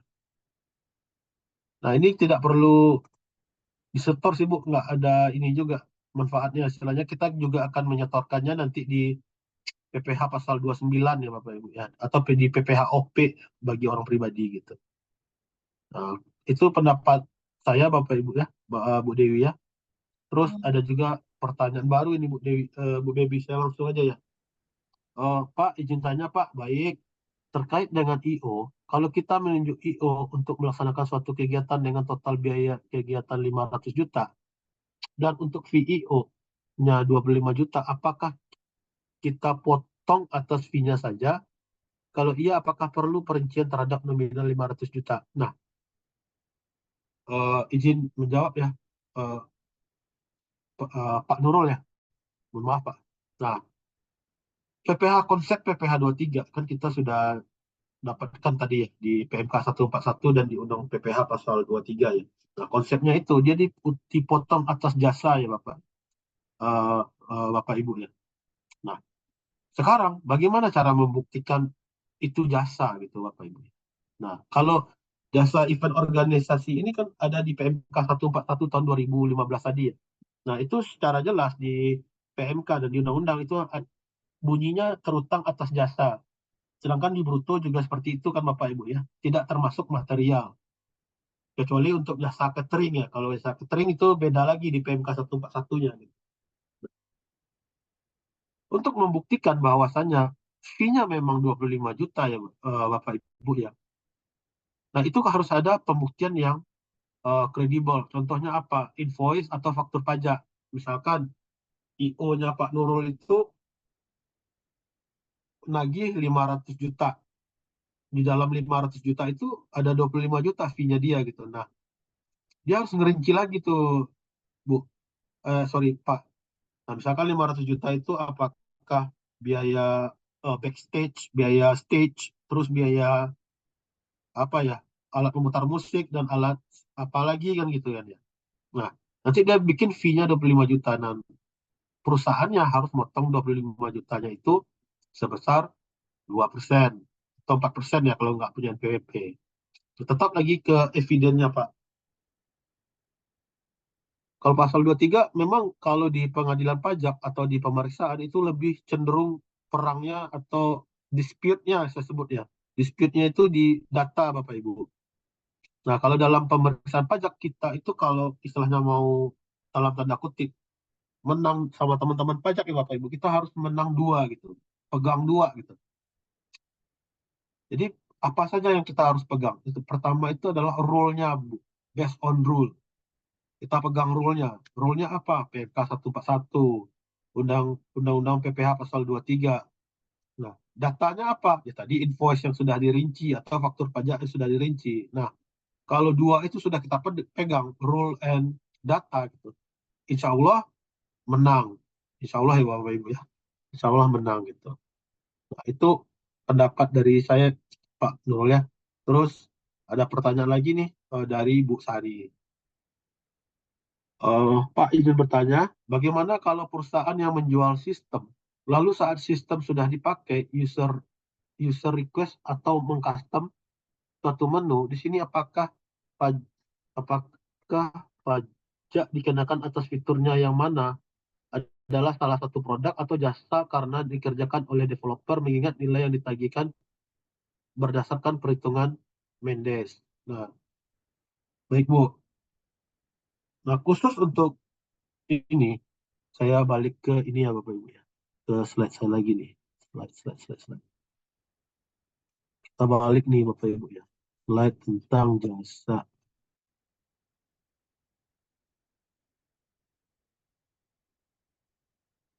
Jasa. Nah, nah ini Bu ya, saya tandain nih. Nggak nandain nih. Coret jadi. Nih. Jasa jasa sehubungan dengan eh, software atau hardware atau sistem komputer termasuk perawatan, pemeliharaan dan perbaikannya Bapak Ibu ya. Jasa sehubungan dengan software atau hardware. Nah, di sini apa yang kita dapat simpulkan ya Bu Sari ya. Nah, di sini terutang atas jasa software. Nanti kalau saya garis bawahi adalah jasanya ya Bu ya. Dari statementnya Bu Sari itu bahwasanya aplikasi ini sudah dibeli kan Bapak Ibu ya. Sudah dibeli oleh perusahaannya Bu Sari misalkan gitu. Tapi ada custom, misalkan ada menu yang mau diubah gitu. Nah, menu yang diubah ini kena jasa kan Bapak Ibu ya. Jasa misalkan 100 juta gitu. Nah, apakah dipotong PPh pasal 23? Iya Bapak, iya Bu Sari. Dipotong PPh pasal 23 sebesar jasa pengembangan atau jasa developer itu membuat fitur tersebut gitu. Karena di PMK 141 jasa hubungan dengan software dan hardware itu dipotong PPh pasal 23. Kecuali ada hardware-nya Bu Sari gitu. Kalau software kan agak cenderung susah kita pisahkan ya mana jasa dan barangnya gitu. Kecuali kita beli ini kan ya, beli aplikasinya kan gitu. Aplikasi siap gitu. Terus kalau ada pertanyaan lagi nih, Bu Nurul. Pak Nurul. Kalau dalam kegiatan dipegang EO tersebut ada hadiah kepada peserta kegiatan tersebut, nanti yang potong pajak atas hadiah tersebut IO-nya atau kita yang punya kegiatan. Nah, ini ada pertanyaan balik nih ke Pak Nurulnya. Nah, hadiah tersebut jurnalnya di mana, Pak? Hadiah tersebut jurnalnya di mana? Ini istilahnya apa ya? Istilahnya kita mendetek, mengurangi risiko pemeriksaan ya. Pertama saya tanya dulu tuh. Nah, hadiahnya jurnalnya di mana? Apakah jurnalnya ada hadiah khusus tersendiri di perusahaannya Pak Nurul atau di dalam 500 juta tadi itu sudah termasuk hadiah di dalamnya? Misalkan ya gitu. Nah, ini ada dua jawaban nih. Kalau hadiahnya ada di posnya, ada di perusahaannya Pak Nurul gitu, bisa ada pos hadiah biaya promosi, ada hadiah gitu, hadiahnya tersendiri gitu. Cenderung Pak Nurul harus potong hadiahnya Pak Nurul karena pos biayanya sudah tidak termasuk kepada IO tadi gitu. Nah, tapi kalau bagaimana jika termasuk dalam 500 juta tadi gitu. Nah, kalau dalam 500 juta tadi kita kembali kepada eh, subjek yang memotong PPh pasal 23. Nah, penyelenggaranya kan adalah IO tadi ya Bapak Nurul ya. Jadi IO tadilah yang memotong PPh pasal 21 atau 23 atas hadiahnya jika sudah termasuk dalam kontraknya Bapak Ibu. Nah, Apa yang harus ditegaskan lagi Pak Nurul? Kontraknya harus berbunyi dengan jelas bahwasanya hadiah tersebut masuk dalam paket IO-nya gitu. Sehingga perusahaan Pak Nurul tidak perlu memotong PPh pasal 23 karena sudah dipotong PPh pasal 23 atas jasa manajemennya tadi kan ya, atau jasa IO-nya tadi gitu ya Pak Nurul ya. Jadi kewajibannya Pak Nurul pindahkan ke IO-nya gitu. Nah, ini next pertanyaan lagi ya. Wah, Bu Dewi ini, Bu Dewi. Semisal perusahaan kita baru berdiri, sedangkan kita perhitungannya PPh menggunakan UMKM, sedangkan pendapatan kita dari jasa pengadaan barang. Oh, perasaannya baru nih. Oke, PPh 23 dan PPh 23 tidak dipotong lawan transaksi. Perlakuannya bagaimana? Apakah kita mengakui PPh 23 yang belum dipotong sebagai PPh 23 yang belum dibayar, sedangkan kita belum pengajuan SKB PPh 23. Nah, untuk perusahaan, misalkan perusahaan Bu Dewi nih, perusahaan Bu Dewi itu menggunakan tarif PP 55 sekarang ya, PP 23 garing PP 55 sebesar 0,5% kan ya. Harusnya dalam mengajukan ini Bapak Ibu ya, tagihan kepada apa namanya nih, kepada lawan transaksinya baik pemerintah atau tidak pemerintah, eh, Bapak Ibu Dewi Ibu Dewi harus menyerahkan suketnya dan ketentuannya harusnya Ibu dipotong PPh final PP 23 atau garing PP 55 gitu. Sebesar 0,5% ya Bu Dewi ya. Tapi bagaimana jika tidak dipotong? Nah, kalau khusus untuk PP 23, kalau tidak dipotong, itu kan kalau saat sekarang kan ada tabelnya Bu ya. Kalau tabelnya itu istilahnya kurang potong atau tidak terpotongkan oleh lawan transaksinya Bapak Ibu dapat setor sendiri ya Bapak Ibu ya. Dapat setor sendiri, tapi dipastikan memang tidak dipotong ya Bapak Ibu ya. Suket SKB PPh 23, kalau UMKM biasanya pakai suket Bu, pakai suket eh, PPh final UMKM. Itu nanti dipotong PPh pasal 23 Bu. Sorry, dipotong PPh final PP 23 atau PP 55 sebesar 0,5% gitu. Nah, itu diserahkan saat penagihan Bapak Ibu ya. Banyak pertanyaan nih. Terus ini mohon maaf nih, Bu Andin atau Pak Andin nih. Terus semisal ada bayar biaya sewa kantor, kita sudah bayarkan tapi tidak pajak karena ketidaktahuan. Nanti bagaimana ya Pak? Apakah PPh-nya jadi tanggungan penerima penghasilan karena dia terima full belum dipotong pajak? Jadi utang kita karena lupa memotong pajak PPh. Baik, kalau badan itu memang diberikan kewajiban untuk memotong PPh, baik itu PPh 21, 23, dan PPh final lainnya Bapak Ibu ya. Bagaimana jika kita lupa motong gitu? Ya kewajibannya kalau saat diperiksa konsekuensinya ya ditagih sama teman-teman pajak Bapak Ibu. Nah jadi misalkan tuh sewanya 100 juta. 100 jutanya itu kan jadi biaya kan bagi perusahaan Bapak Ibu ya. Nah biayanya itu kalau mau jadi biaya kan pajaknya harus dibayar tuh PPh pasal 4 ayat 2-nya gitu. Nah, biasanya teman-teman akan mengkoreksi 100 juta kali 10% di PPh pasal 4 ayat 2. Kalau lupa potong bagaimana? Ya kedepannya lebih hati-hati lagi Bapak Ibu. Karena kewajiban pemotongan-pemotongan itu berada di perusahaannya kita gitu. Baik di PT, CV, atau yayasan, firma, dan lain-lain gitu. Jangan sampai lupa potong Pak. Karena nanti sengketanya akan ditambahkan saksi administrasi gitu. Nah, ini udah nih. Terus pertanyaan selanjutnya, bagaimana jika kita menerima tagihan invoice dan sudah dicatat sebagai biaya dan utang pajak di bulan Mei, setor pajak tanggal 10, dan tagihan invoice baru dibayarkan Juli, apakah boleh kita potong setor PPh 23 dan PPh 24 sebelum tagihan invoice dibayarkan? Nah, khusus untuk PPh pasal 23 ya Bapak Ibu ya. tadi kan saat dibayar atau saat disediakan untuk dibayar. Jadi istilahnya jika Bapak Ibu sudah accrue, melakukan accrue PPh pasal 2, misalkan biaya sewa kendaraan deh, misalkan Bapak Ibu ya. Bapak Ibu sudah ngekru tuh biayanya tuh, misalkan 1 juta. Pas saat akhir bulan Bapak Ibu sudah ada pemotongan PPh pasal 23-nya. Berarti kan kalau 1 juta, 2% sekitar 20 ribuan ya, sekitar 20 ribuan Bapak Ibu. Nah, apakah boleh kita potong? Memang seharusnya sudah dipotong ya, Bu Dea ya. Karena di pos biaya kita sudah muncul biaya sewa kendaraan tadi gitu. Nah, nanti pas saat ekualisasi, itu akan terjadi kurang bayar kalau kita tidak memotongkan PPh pasal 23-nya saat akhir bulan tersebut gitu.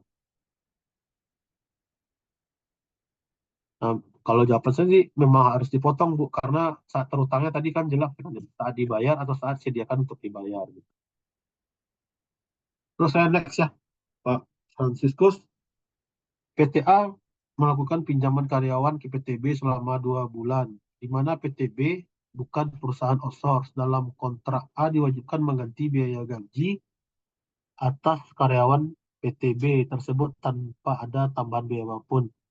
Apakah transaksi ini terhutang PPh 23? PTA pinjam karyawan PTB selama 2 bulan. Oh, pinjam karyawan ya Pak ya, bukan perusahaan outsourcing. Dalam kontrak PTA diwajibkan mengganti biaya gaji atas karyawan PTB tersebut tanpa ada tambahan biaya apapun. Nah, ini pertanyaannya ada dua lagi nih pertanyaan tambahannya nih mungkin Pak Franciscus. Nah, biayanya dibayarkan ke siapa kan gitu ya. Nah, kalau biaya kita postingnya itu biaya gaji yang kita bayarkan ke karyawannya PTB, misalkan Bapak Adrian misalkan, PTA itu harus memotong PPh pasal 21 pegawai atau pegawai tidak tetap kan Pak ya, karena dia hanya bekerja 2 bulan gitu. Itu harus memotong PPh pasal 21. Nah, bagaimana ceritanya? Bagaimana ceritanya kalau diberikan posnya itu biaya gaji tapi dibayarkan kepada PTB? Nah, itu tetap dipotong, lebih cenderung dipotong PPh 23 karena kan PTB menyerahkan jasa karyawannya kan gitu Bapak Ibu ya. Nah, jasa penyediaan tenaga kerja lebih cenderung dibaca seperti itu Pak gitu. Nah, kalau tepatnya sih karyawan ini kalau dipinjamkan gajinya dibayarkan oleh PTA, tepatnya dipotong PPh pasal 21 dan diserahkan langsung kepada si karyawan tadi Pak Franciscus. Jadi pas pertanggungjawabannya eh, alurnya oke gitu. Jadi PTA bayar ke karyawannya PTB karena dia diperbantukan untuk membantu PTA selama 2 bulan gitu. Jadi sebaiknya dipotong PPh pasal 21 terhadap pegawai tidak tetap. Jadi kan ngitungnya ya mirip-mirip ini juga, mirip-mirip pegawai tetap juga mendapatkan PTKP juga gitu. Mungkin kalau ada apa Pak kurang jelas atau Bapak Ibu masih bisa ditanyakan Bapak Ibu.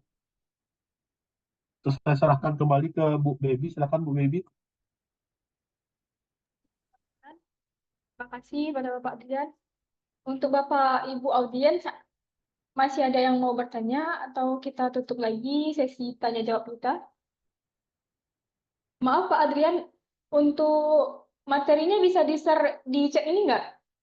Biar bisa di-download.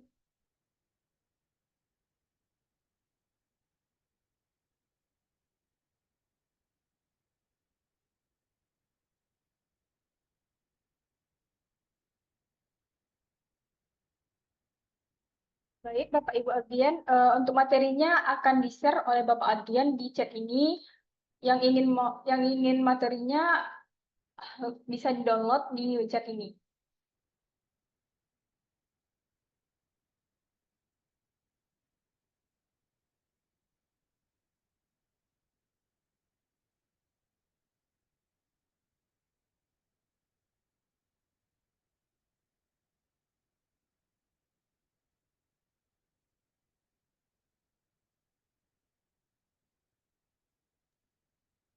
Sebentar Bapak Ibu lagi muter-muter, lagi proses pengiriman. Oke, sudah masuk Bapak Ibu. Silakan di-download, dipelajari. Nanti kalau masih ada pertanyaan, boleh boleh itu deh, boleh chat saya atau chat Mbak Baby nanti ya, Baby.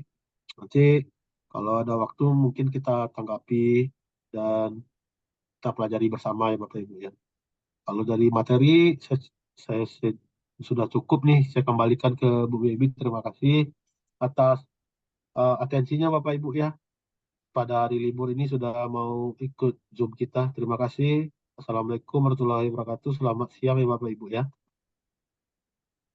Terima kasih pada Bapak Adrian. Berikutnya kita ada sesi foto bersama terlebih dahulu sebelum kita menutup acara hari ini. Diharapkan untuk Bapak Ibu audiens agar on cam kamera dulu atau membuka kameranya. Ya, diharapkan semuanya ya Bapak Ibu.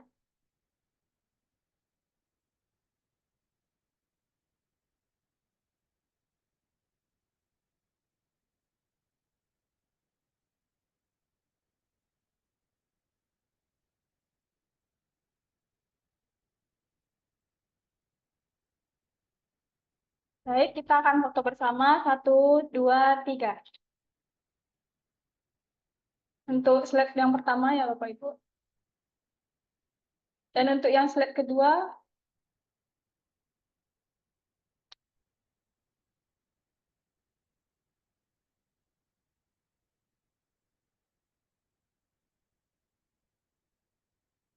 baik, terima kasih kepada Bapak Ibu yang sudah meluangkan waktunya untuk Zoom meeting ini. Kita akhiri acara kita pada hari ini. Jika ada kesalahan dan kekurangan, mohon maaf atas kesalahan. Assalamualaikum warahmatullahi wabarakatuh. Waalaikumsalam warahmatullahi wabarakatuh. Terima kasih Bapak Ibu. Waalaikumsalam warahmatullahi wabarakatuh. Terima kasih, Mbak. Terima kasih, Pak.